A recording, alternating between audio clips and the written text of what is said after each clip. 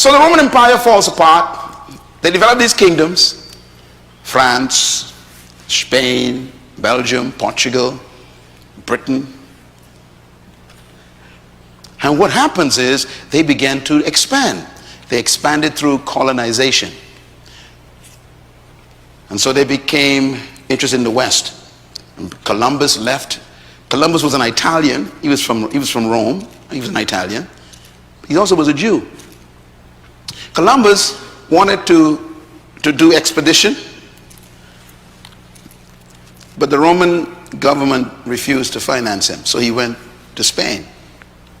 And the king and queen of Spain decided, we like your idea because we want to expand our kingdom. So they financed his trip. And he had 3 ships. And they built them for him and financed him and everything. And he came west. And he landed in the Bahamas, in a little island called, he named it San Salvador. It still exists in my country. It's a beautiful country, little island. Beautiful beaches there. That's where he planted the first cross, because he came in the name of the Catholic Church, but in the name of the Spanish kingdom. And that's why most of the islands in the Caribbean have Spanish names, because he couldn't name them in the name of the Italian government, because they didn't finance the trip. So wherever he went, he had to claim it in the name of Spain. And this is why most of the countries in the Western world are Spanish-speaking countries. Mexico, Guatemala, Guadeloupe, you got Colombia, you got Chile, you got Venezuela. I mean, most of this is Spanish, because they financed the first trip. He claimed the areas first, subdued all the natives, and then the French came and they did their part, and then the British came and did their part. And the Bahamas used to be actually a Spanish colony.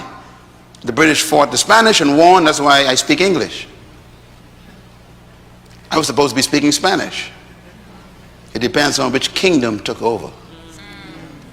Right next to us, 5 minutes away, is Cuba. So they colonized the whole area. All of the Western world. And the United States was actually first claimed by the Spanish.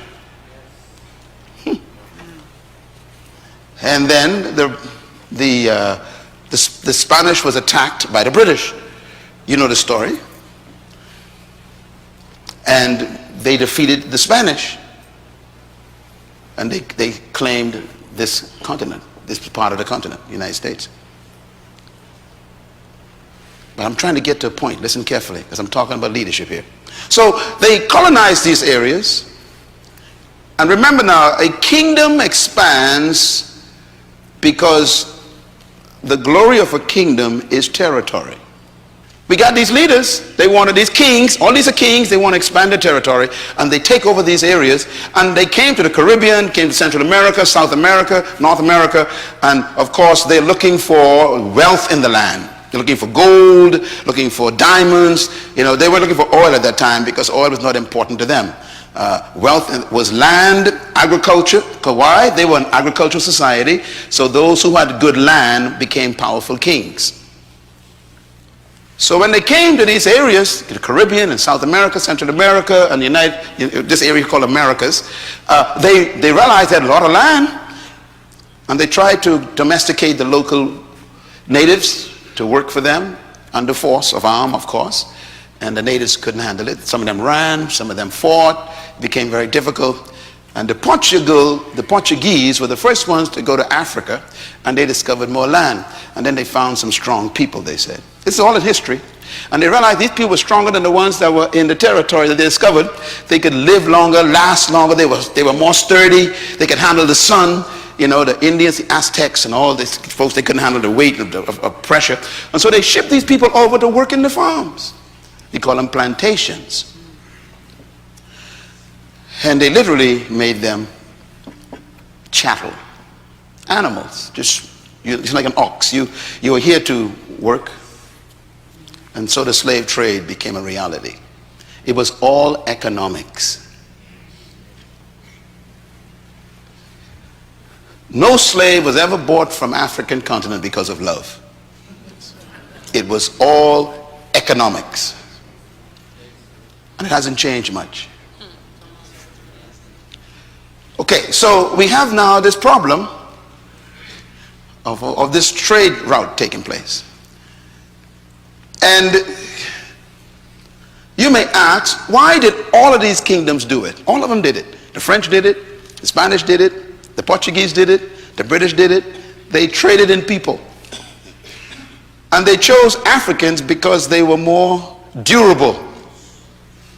They actually used to breed people because, you know, they were stronger. They'd breed. They would choose the strongest male and the strongest female and put them together and have sex to produce a stronger slave. That was the element of the day.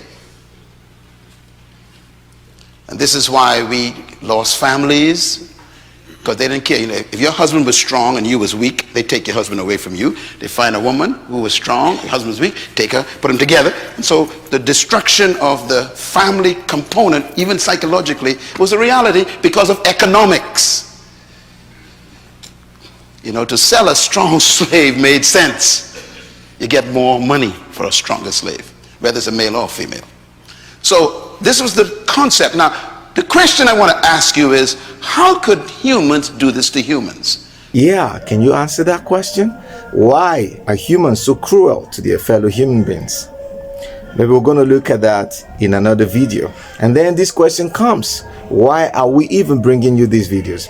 We're bringing you these videos so that you can open your mind to learn history, because history is important to the survival of humanity. There are a lot of things that happened in the past that we need to understand and know why they happened, how they happened, so that we can begin to learn from them. Because if we don't learn from the past, we won't be able to solve our problems and give ourselves a great future and those that are coming after us. It is important, especially Africans, to begin to learn history, to begin to understand their own history. And also, not only the history of Africa, but history of the world. Because what affects the world affects Africa. It is time for Africans to rise and begin to learn and understand their own history and know that religion and politics are just instruments with which the economic interests of certain persons were protected and still being protected till today. So we have to begin to understand what happened to Africa, how it happened, and what we need to do in a time like this to be able to come out of neocolonialism and solve the problems of Africa and help Africa to develop so that we can be proud of the Africa that we have. For more videos, subscribe to this channel. Remember to share this video so that others can also benefit. Do have a nice time.